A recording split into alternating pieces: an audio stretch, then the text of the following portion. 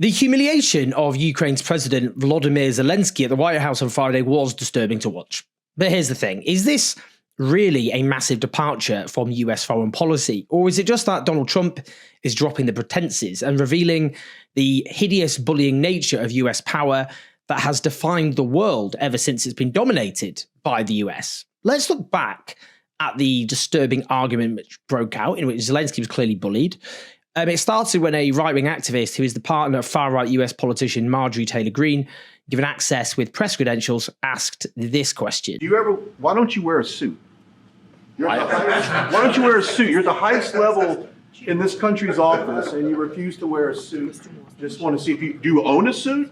Yeah, you have problems. A lot of Americans have problems with you not respecting I don't the have such. office. I will wear a costume after this war will finish. Okay. Yes, maybe. Well, Maybe something something like like this. yours. Yes, Yes, That'd be great. maybe something better. I don't know. We will see. Maybe something cheaper than. Yeah. Thank you. Thank you for. I mean, how pathetic is that? Just a blatant attempt to just humiliate someone. Just, why is he there? Incredible stuff. That is the right-wing journalist. It followed on from Trump similarly making clearly sarcastic comments about Zelensky's military dress. Yes, I had 20 clothes. Pretty sharp. He's all dressed up today.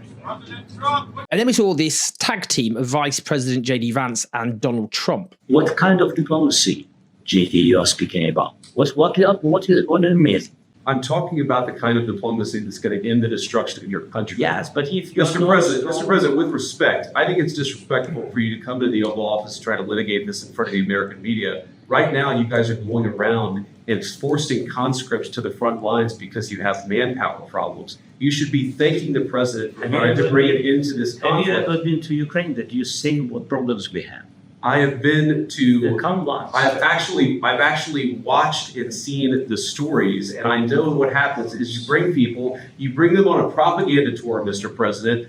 Do you disagree that you've had problems with bringing people in your military? And do you think that it's respectful to come to the Oval Office of the United States of America and attack the administration that is trying to prevent the destruction of your country? A lot of questions. Let's start from the beginning. Sure. First of all, during the war, everybody has waves. Even you, but you have nice ocean and don't feel now, but you will feel it in the future.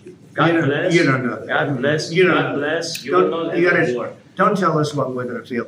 We're trying to solve a problem. Don't tell us what we're going to feel. I'm not telling you. Because you're in no position to dictate that. That's exactly what Remember you're that. doing. You're in no position to dictate what we're going to feel.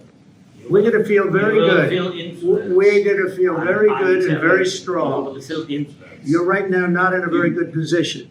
You've allowed From the yourself very- to be in a from very the bad very position, beginning and he of the happens war. to be right From about the it. very beginning of the war. You're not in a good position. I was You don't have the cards right now. With us, you start having Not playing cards, but cards. right now you don't. I'm Yeah, very you're playing serious, cards. Mr. President. You're I'm playing very cards. serious. You're gambling I'm with the president lives of anymore. millions of people. You see- You're gambling with World War III. You're gambling with World War III. And what you're doing is very disrespectful to the country, this country. That's We back will to you. respect you. Far more than a lot of people said they should have. Have you said thank you once this A lot entire of meeting? times. No, in this Even entire today. meeting, you said thank Even you. today. You went to Pennsylvania and campaigned for the opposition in October. Offer some words of appreciation to the United States of America and the president who's trying to save your country. Please, you think that if you will speak very loudly about the war, He's not speaking loudly. He's not speaking loudly.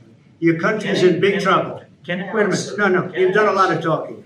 Your country is in big trouble. I know. You're not I winning. know. You're not winning this. I- You have a damn good chance of We are coming out staying- okay because of Mr. us. President, we are staying in our country, staying strong from the very beginning of the war. We've been alone, and we are thankful. I said thanks. You haven't in been this alone. cabinet, You and haven't been not only alone. in this We cabinet. gave you, through I this said stupid thank you. president, $350 billion. You voted We gave for you your military equipment, You and your voted men for are your brave, president. but they had to use our military. What about West? If you didn't have You our invited military me. equipment, You invited if me you didn't to- have our military equipment, this war would have been over in 2 weeks. In 3 okay? days, I heard it from Putin. In 3 days, This is something Maybe new less. in 2 ways. Of course, yes. It's going to be a very hard thing to do business like this. I tell you. Again, just say thank you. I said a lot of times to American people. Accept that there are disagreements, and let's go litigate those disagreements rather than trying to fight it out in the American media when you're wrong.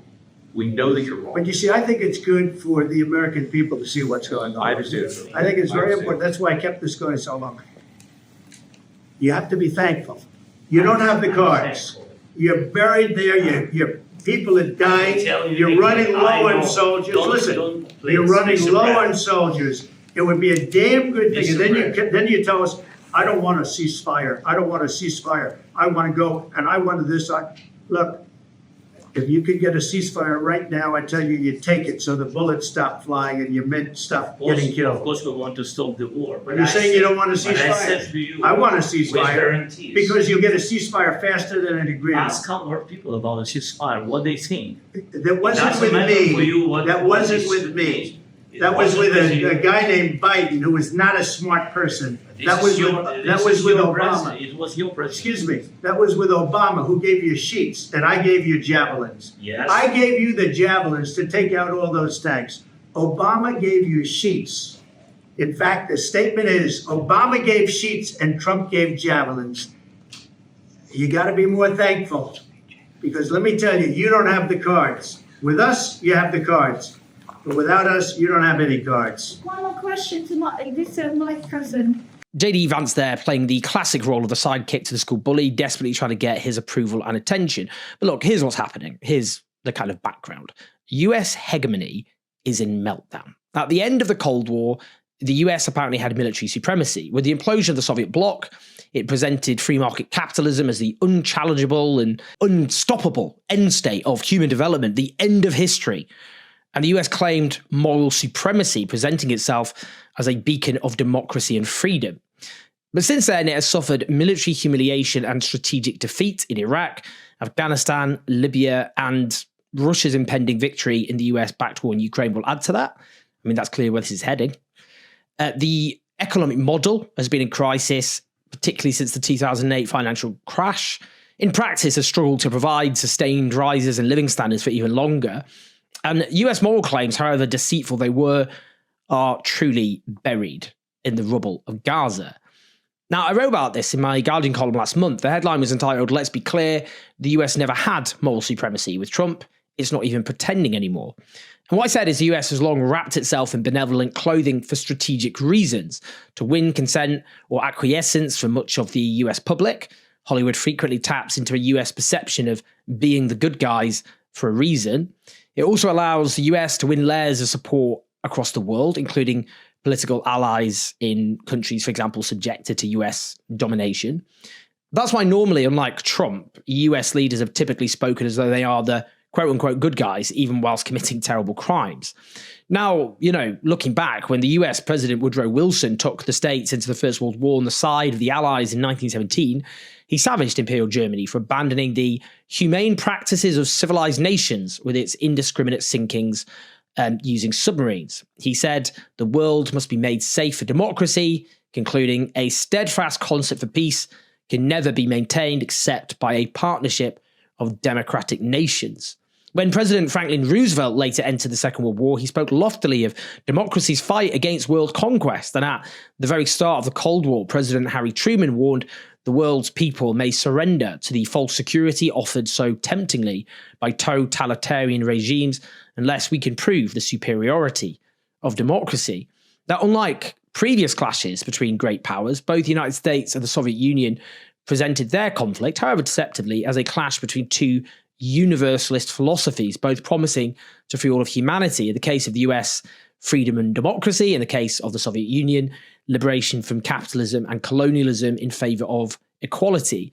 That's why even though Ronald Reagan was a right-wing Republican, he claimed that the US only fought wars to defend freedom and democracy, that it was a force for peace, not conquest, and could have achieved world domination, but that was contrary to the character of our people.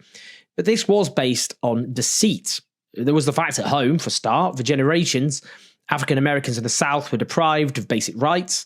I mean, slavery was only ended 2 lifetimes ago, and then, of course, there was Jim Crow.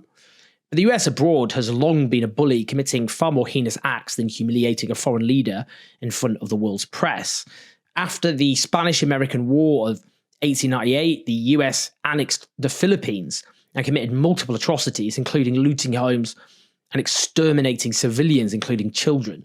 That led to the creation of the American Anti-Imperialist League, which warned the US government sought to extinguish the spirit of 1776 and change the republic into an empire. In the 1960s and 70s, the US intervened to prop up South Vietnam's brutal military dictatorship and carpet-bombed Southeast Asia. In just Cambodia, US bombing may have slaughtered up to 500,000 civilians. One of those campaigns was called Operation Freedom Deal, which underlines how the US has long cynically used language about freedom when committing heinous atrocities. That destruction played a pivotal role in the rise of the Khmer Rouge and its murderous leader, Pol Pot. In Latin America, the US played a key role in facilitating brutal military coups. For example, the military coup led by Augusto Pinochet against Chilean socialist leader Salvador Allende on September the 11th, 1973. Back then, US Secretary of State Henry Kissinger declared, "I don't see why we need to stand by and watch a country go communist due to the irresponsibility of its own people."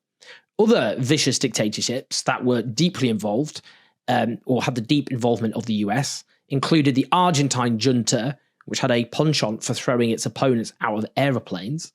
In Africa, the US helped overthrow and murder Patrice Lumumba, the democratically elected African nationalist leader of Congo, in 1961. In Asia, the US played the pivotal role in overthrowing Indonesia's Sukarno with the brutal dictator Suharto in the mid-1960s. Vast numbers of Indonesians, huge numbers, hundreds of thousands, over 1 million, maybe 2 million, were slaughtered as suspected communists. Indeed, the US handed the names of those suspected communists to the Indonesian military to butcher. It's one of the worst massacres of the 20th century. In the Middle East, US bullying included overthrowing Iran's elected leader Mohammad Mossadegh in 1953 because his government would not accept bullying over the West's oil demands. The US backed and armed Saddam Hussein, including when he gassed the Kurds, until he threatened Western interests by invading Kuwait with its oil fields. And then, of course, that was later followed by the ruinous, calamitous invasion of Iraq, when the US presented its old ally as the new Hitler, underlining its cynicism. And there has long been Israel's, of course, US-backed murderous oppression of the Palestinian people, now culminating in genocide. And the US has long waged economic warfare, not least with a long-standing blockade against Cuba, but also a global economic system rigged in its favour. The US has always been a bully, responsible for terrible crimes. Sure, Trump's openly stated desire to murderously deport Gaza's civilian population, annex Greenland, annex Canada, and bully Ukraine's president represents quite an escalation. But in many ways, Trump merely represents continuity with the US, which has long bullied a world it has for so long dominated. Please like and subscribe with your thoughts and your comments. Help us as we expand patreon.com/OJ04 and challenge the dire media landscape that we have. We're made possible by you. And as you can see, we're expanding everywhere. Instagram, TikTok, Facebook, Twitter, just try and reach as many people as possible. That's what we're trying to do. And we're reaching millions and millions each month because of you. So thank you. Let's keep it up. Let's go up a level. Share the video. Like and subscribe is good for the algorithm. And listen to us on the podcast if you don't want to see my face. See you in a bit.